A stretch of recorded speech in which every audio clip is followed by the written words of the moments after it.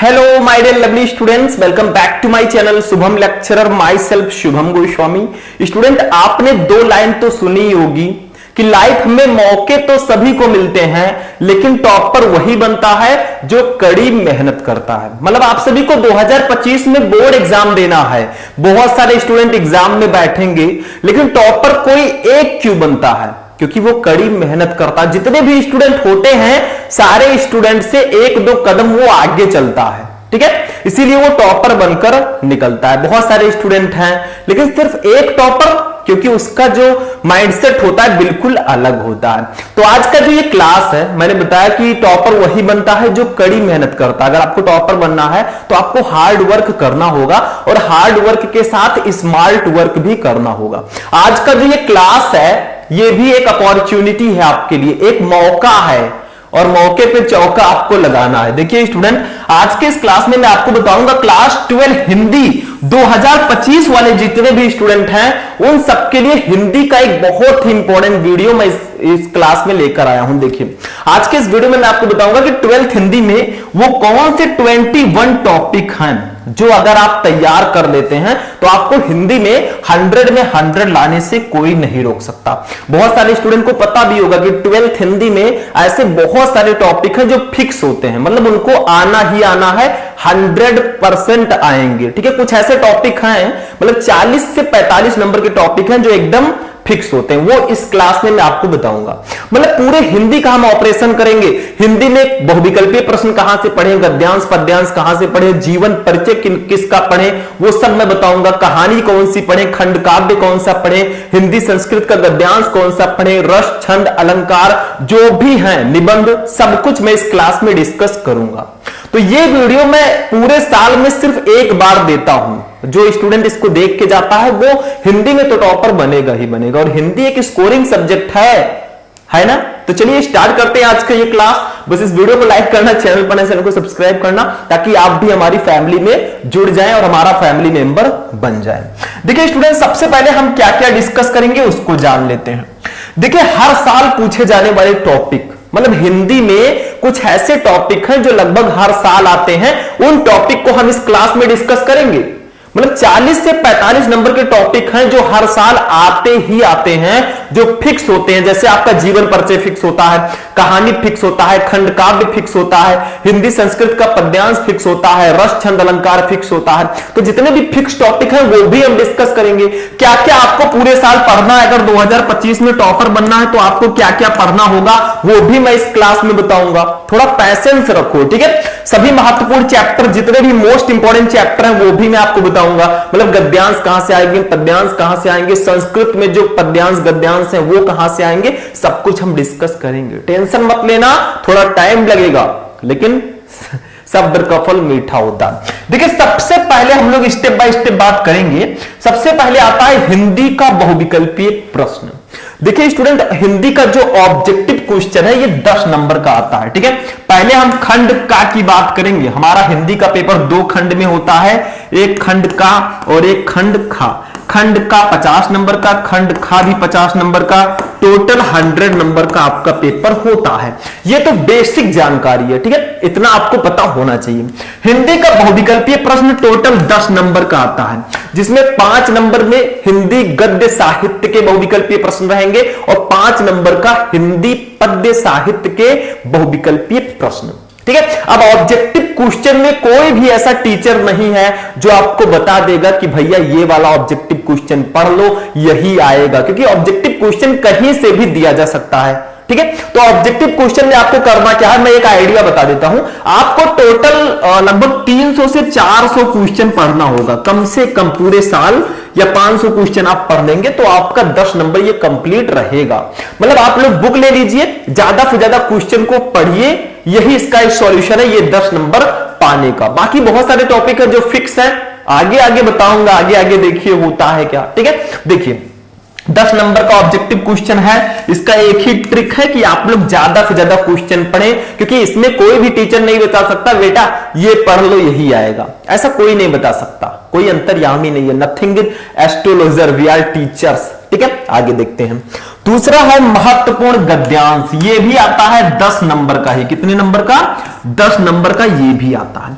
इसमें होगा क्या, एक गद्यांश आपको दे दिया जाएगा हिंदी का, उसके नीचे 5 क्वेश्चन होंगे, 1 2 3 4 5। ठीक है, इन 5 क्वेश्चन का आंसर देना है। जो क्वेश्चन होंगे इसी गद्यांश से रिलेटेड होंगे, तो आपको इसका आंसर देना है। ये 10 नंबर कंप्लीट। इसमें मैं बता सकता हूं, एक ट्रिक मैं बता सकता हूं कि ये 10 नंबर आप कैसे कंप्लीट कर सकते हैं। देखिए, आपके हिंदी में 3 ऐसे चैप्टर हैं जिनसे गद्यांश आते ही आते हैं। सबसे पहला चैप्टर राष्ट्र का स्वरूप, लेखक है वासुदेव शरण अग्रवाल जी। आप लोग हिंदी पढ़ रहे होंगे तो फर्स्ट चैप्टर ही है। दूसरा अशोक के फूल, डॉक्टर हजारी प्रसाद द्विवेदी जी। तीसरा है भाषा और आधुनिकता, प्रोफेसर जी सुंदर रेड्डी जी। ठीक है, तो ये 3 चैप्टर अगर आप अच्छे से पढ़ लेते हैं और इन 3 चैप्टर के अगर आप गद्यांश पढ़ लेते हैं, आपका टॉपिक बिल्कुल क्लियर है। ठीक है, मतलब इन्हीं 3 चैप्टर से गद्यांश आने के चांसेस हैं। वैसे गद्यांश में कुछ होता नहीं है, आप क्या कीजिए, चैप्टर का नाम लिख लीजिए और इधर लेखक का नाम लिख लीजिए। 2 चीजें आपको पता होनी चाहिए। गद्यांश जो दिया जाएगा उसी में उसका आंसर मिल जाता है, सिर्फ आपको पाठ का नाम, लेखक का नाम पहचानना आना चाहिए। कुछ है नहीं इसमें। अगर आप लोग कहेंगे, कमेंट करेंगे, तो मैं आपके लिए गद्यांश पर भी वीडियो प्रोवाइड करा दूंगा कि गद्यांश क्या होता है, इसको कैसे सॉल्व करते हैं, मैं आपको डीपली बता दूंगा। टेंशन बिल्कुल नहीं, जब तक है हम नो टेंशन। ठीक है, समझ में आया? तो गद्यांश इन 3 चैप्टर से ज्यादा प्रोबेबिलिटी है बोर्ड एग्जाम में आने की। हो सकता है अदर चैप्टर से भी आ जाए, तो आपको पाठ का नाम, लेखक का नाम लिखकर रखना है। ये एक आइडिया मैं बता रहा हूं कि हां इससे आ सकता है, कैन बी, हो सकता है। ठीक है, तीसरा टॉपिक देखिए क्या है। ऐसे जैसे महत्वपूर्ण गद्यांश है, ऐसे ही महत्वपूर्ण पद्यांश भी है। यह भी 10 नंबर का आता है। इसमें क्या होगा, वही सेम प्रोसेस, एक पद्यांश दे दिया जाएगा, उसके नीचे 5 क्वेश्चन दे दिए जाएंगे, उसका आंसर लिखो, 10 नंबर ले जाओ। देखिए, पद्यांश में कई चैप्टर हैं, जो इंपॉर्टेंट चैप्टर हैं उनको मैंने यहां पर लिख रखा है। इनको बिल्कुल से घोल के पी लेना है। आपको बिल्कुल से इनको पढ़ लेना है। देखो, सबसे पहला चैप्टर पवन दूती का, अयोध्या सिंह उपाध्याय हरियोत जी का, फिर कैकेयी का अनुताप। ठीक है, ये काफी इंपॉर्टेंट चैप्टर, शायद मैथिली शरण गुप्त जी का, श्रद्धा मनु, ठीक है, जयशंकर प्रसाद जी का, गीत महादेवी वर्मा, नौका विहार सुमित्रा नंदन पंत। ठीक है, तो ये चैप्टर जो है इनको तो बिल्कुल से पढ़ लेना, मतलब इनको बिल्कुल मिस मत करना। बाकी जो चैप्टर बच रहे हैं पढ़ लेते हैं, अच्छी बात है। मैं इस वीडियो को बनाने का मेरा पर्पस है कि आप लोग ये जान सके कि आखिर कौन कौन से चैप्टर इंपॉर्टेंट है, कौन कौन से टॉपिक इंपॉर्टेंट है, वो मैं इस वीडियो के माध्यम से आपको बताना चाहता हूं। अगर आप पूरा पढ़ लेंगे तो भैया मजे ही मजे हैं। ठीक है, तो समझ में आया? ये 5 चैप्टर बिल्कुल से कंप्लीट कर लेना अगर आपको 10 नंबर कंप्लीट करना है तो। बाकी के जो चैप्टर है उनको भी पढ़ते हैं, दैट्स अ बेटर। ठीक है, क्योंकि जितना ज्यादा पढ़े रहेंगे उतना आसानी होगी आपको एग्जाम देने की, और प्रोबेबिलिटी उतनी ही ज्यादा होगी आपको बहुत अच्छा मार्क लाने की। टॉपिक नंबर 4, ठीक है, टॉपिक नंबर 4, लेखक का साहित्यिक परिचय।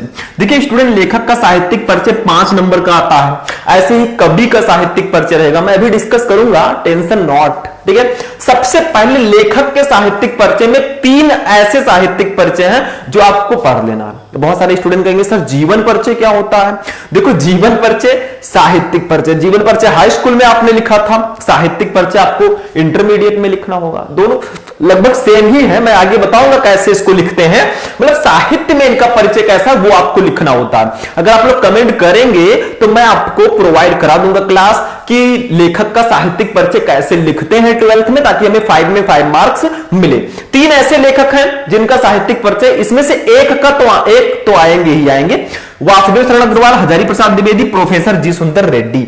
इन 3 में से एक ना एक लेखक का साहित्यिक परिचय जरूर आएगा। हो सकता है इसमें से 2 आ जाए या तीनों आ जाए, क्योंकि 3 ऑप्शन आपके बोर्ड में होता है, आपके पेपर में होता है। 3 में से एक ही आपको करना होता, तो हो सकता है कि तीनों आ जाए, हो सकता है 2 आए, हो सकता है एक ही आए। ठीक है, तो आपको पढ़ना सारे का सारा है, लेकिन ये 3 बिल्कुल से पढ़ना है। ठीक है, नो प्रॉब्लम। तो समझ में आया, लेखक के साहित्यिक परिचय में इन तीनों का साहित्यिक परिचय जरूर पढ़ के जाना है। ध्यान से समझिएगा, बातों को बहुत सीरियस लीजिएगा, क्योंकि ऐसा मत सोचिए। बहुत सारे स्टूडेंट क्या करते हैं, अरे यार हिंदी में क्या है, 10-15 दिन एग्जाम बचेगा, पढ़ लेंगे, घोल के पी लेंगे, 10-15 दिन में कुछ नहीं होता।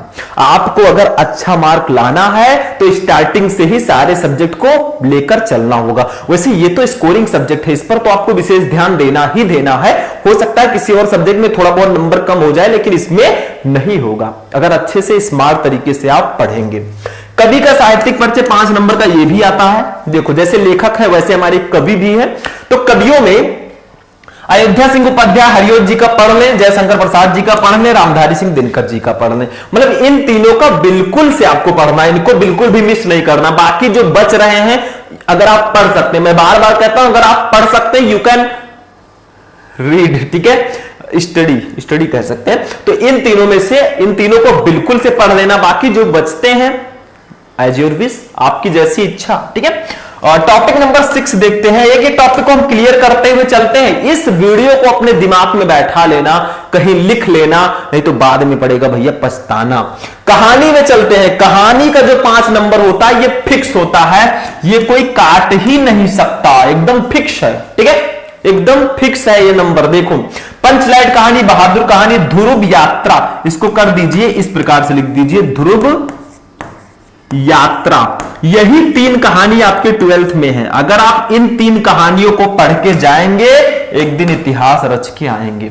मतलब कहानी में पंचलाइट, बहादुर, ध्रुव यात्रा, इन तीनों कहानी को पढ़कर जाना। लाठी भी है, अगर आप पढ़ पाए तो पढ़ ले। वैसे कहानी पढ़ने में क्या है, एक सुनने की तरह, जैसे हम लोगों की दादी माँ हमें कहानियां सुनाती थी, वैसे इनको पढ़ लीजिए। पंचलाइट कहानी है, इनका उद्देश्य और सारांश 2 चीजें पढ़ना होता है। मतलब इस कहानी का पर्पस क्या है, उद्देश्य क्या है, वो आपको पढ़ना होता है, और इसका मीन यानी कि सारांश क्या है वो आपको पढ़ना होता है, ठीक है। तो इनका पंचलाइट, बहादुर, ध्रुव यात्रा, तीनों कहानी का उद्देश्य और इसका सारांश आपको पढ़ के जाना है, 5 में 5 नंबर लाना है। नेक्स्ट टॉपिक पे चलते हैं स्टूडेंट। टॉपिक नेक्स्ट देखिए, टॉपिक का नाम है खंड काव्य। ये भी 5 नंबर का आता है। बहुत सारे स्टूडेंट कंफ्यूज रहते हैं क्योंकि बहुत सारे खंड काव्य हमारे बुक में दिए गए हैं। जैसे देखो खंड काव्य कौन कौन सा है, मुक्त यज्ञ, सप्त की जीत, रश्मि रथी, आलोक वृत्त, त्यागपथी, श्रवण कुमार, 6 खंड काव्य हैं। हो सकता है और भी हो।